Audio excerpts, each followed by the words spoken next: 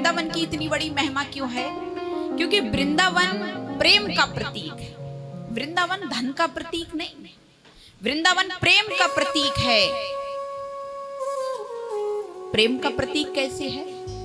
एक बार देव ऋषि नारद ने जाकर के द्वारकाधीश भगवान से कहा, प्रभु हाँ, अरे मैं तो परिभ्रमण करने को जा रहा हूं।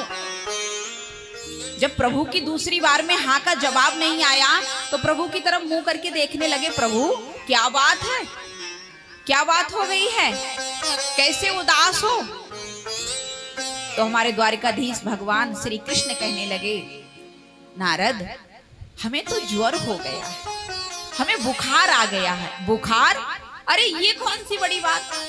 आप जैसे भगवान को अगर ज्वर हो गया, ज्वर हो गया, बुखार आ गया, ये कौन सी बड़ी बात? अभी जाता हूं, किसी वैद्य को बुला के लाऊंगा और आपको अभी दवा दिलवाऊंगा, तुरंत ज्वर उतर जाएगा। तो हमारे गोविंद ने बड़ा सुंदर जवाब दिया, कहने लगे, नारद हमारा बुखार किसी की दवा से नहीं उतरेगा, हमारा बुखार किसी की दवा से नहीं उतरेगा, किसी वैद्य की दवा से नहीं उतरेगा। तो बोले, प्रभु फिर कैसे उतरेगा? बोला, हमारा तो ज्वर तब ठीक होगा जब कोई भक्त अपने चरणों की रज दे दे, कोई भक्त अपने चरणों की रज दे दे हमारे लिए, तो हमारा बुखार दूर हो जाएगा। देव ऋषि नारद बोले, ये कौन सी बड़ी बात, ये तो फिर मुफ्त में ही दवा मिल जाएगी। तो एकदम द्वारिका में पहुंचे थे तो द्वारिकाधीश भगवान के अंतःकरण में प्रवेश कर गए। अंतःकरण का मतलब जहां 16,108 पटरानियां रहती हैं, जिन्होंने प्रभु की भक्ति करके प्रभु को पति रूप में मांगा था। जाकर के देवऋषि नारद ने कहा, सुनो, आज द्वारिकाधीश भगवान को बुखार आ गया है, आज द्वारिकाधीश भगवान को ज्वर हो गया है। तो बोली, चलो जल्दी से वैद्य को बुला के लाते, कोई कहता है डॉक्टर को बुला के लाते, कोई कह रहा है कि घर में ही देसी उपचार कर रहे हैं। बोले, नहीं नहीं नहीं नहीं, ये सब मत करिए आप। बोले, क्यों? बोले, ये सब आप करोगे ना तो इससे भगवान का बुखार दूर नहीं होगा। बोले, फिर कैसे दूर होगा? बोले, भगवान का बुखार दूर तैसे होगा जब आप अपने चरणों की रज दे दो, क्योंकि आप सब बड़ी भक्त हैं ना भगवान की। पटरानी तो बाद में बनी है, पहले आप भक्त थी। अब तो एकदम 16,108 पटरानियों ने बड़ा सुंदर जवाब देके कहा, नहीं नहीं नहीं नहीं, हम अपने चरणों की रज नहीं देंगे। क्यों?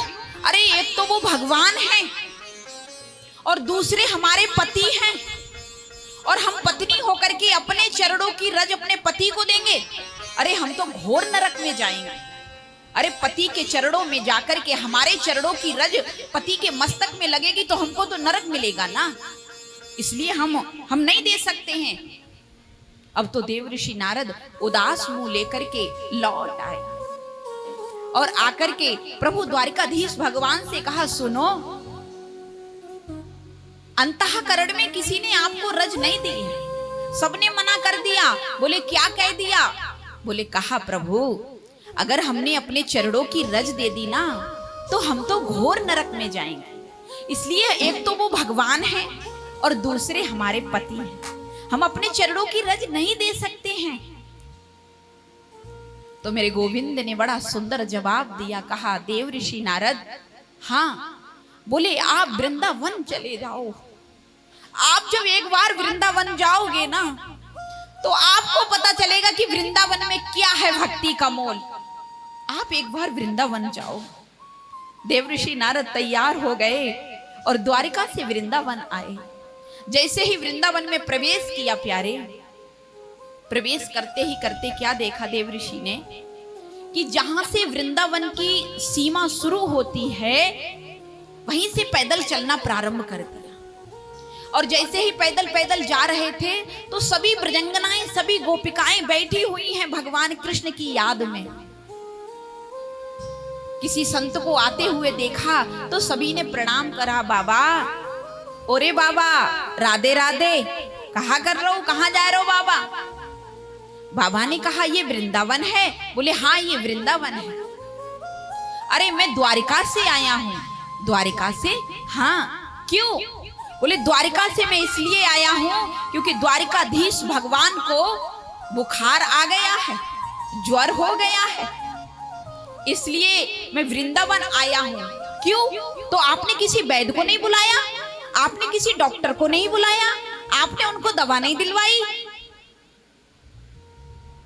नारद जी कहने लगे प्रभु का बुखार किसी की दवा से जाने वाला नहीं है, किसी उपचार से जाने वाला नहीं है, किसी डॉक्टर की किसी टैबलेट खाने से बुखार दूर नहीं होगा। बोले फिर क्या होगा, फिर कैसे दूर होगा? बोले भगवान का बुखार तो तब दूर होगा जब भगवान को कोई अपने भक्त अपने चरणों की रज दे दे। इतनी बात जब भगवान के सुनकर के नारद के मुख से सभी गोपिकाएं पागल हो गईं, बावड़ी हो गईं और अपने आंचल को अपने दुपट्टे को फैला दिया, अपने पैरों को रख रख के मुट्ठी भर भर के उसी में धूल को डालने लगी और कहने लगी नारद बताइए बाबा कितनी चाहिए आपको? 1 kilo, 2 kilo, 10 kilo, 20 kilo, 1 quintal, कितनी रज चाहिए?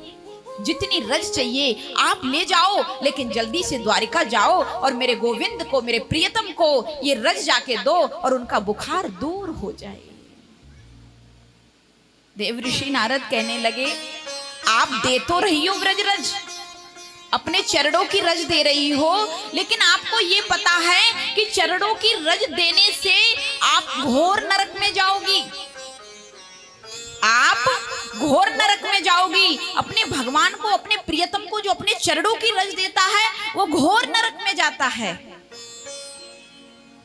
गोपिकाओं ने बड़ा सुंदर जवाब दिया, कहा बाबा अगर हम घोर नरक में जाएं अपने चरणों की रज देने से तो सुनिए बाबा, एक जन्म की तो बात क्या, हमारे जितने जन्म इस धराधाम पर हो, हर जन्म में हमको नरक ही क्यों ना मिले, लेकिन मेरा भगवान ठीक होना चाहिए।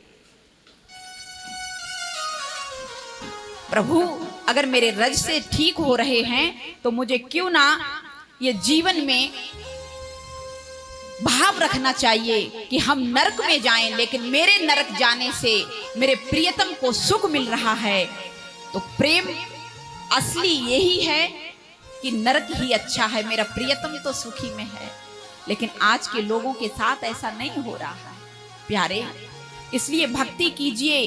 भक्ति बड़ी अनमोल है और भक्ति अनमोल होने से संसार में आप कहीं भी भटक लो, लेकिन संसार में भटकने के बाद संसार के जीव से कितना भी प्रेम कर लो, ये हाड़ मास के पुतले उतने ही दिन काम आएंगे जितने दिन तुम्हारे पास शौहरत और धन होगा। उसके बाद देखो पराये की तो बात क्या, सगे अपने भी साथ छोड़ जाते हैं। जिनके खून से हम पैदा होते हैं, जिन रक्त में, जिन एक थाली में भाई बहन बैठ के भोजन करते हैं, वो भी रिश्ते दूर हो जाते हैं। संसार में भटकने के बाद हर संसार का प्राणी उसी केंद्र बिंदु पर सबको पहुंचना है।